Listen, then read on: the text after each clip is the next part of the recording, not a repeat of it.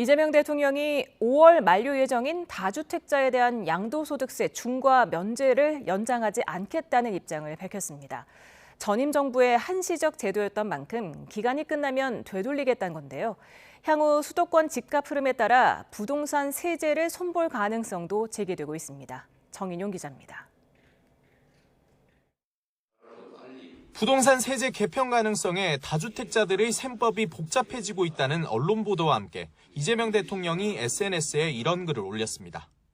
전 정부 때 시행했던 다주택자 양도소득세 중과 면제 제도가 5월 9일이면 종료되는데 연장을 전혀 고려하지 않고 있다고 밝힌 겁니다.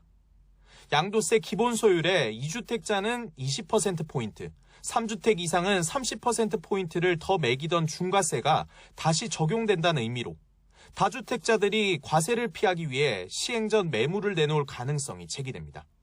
주택을 많이 가지고 있는 사람들이 내놓게 하는 공급책도 있죠. 그런 방법도 저희가 찾고 있습니다. 청와대는 일각에서 세금으로 집값을 잡는 것 아니냐는 지적이 나오자 조세 지원용 한시적 제도는 운용 기간이 지나면 종료하는 것이 원칙이고 관행적 연장은 바람직하지 않다고 반박했습니다.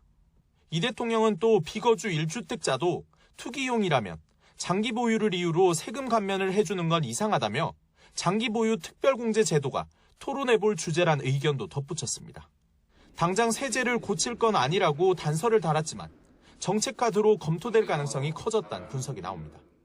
우리가 예정하고 있는 선을 벗어나서 사회적인 문제가 될 정도 상황이다라고 하면 당연히 세제 수단도 동원해야죠.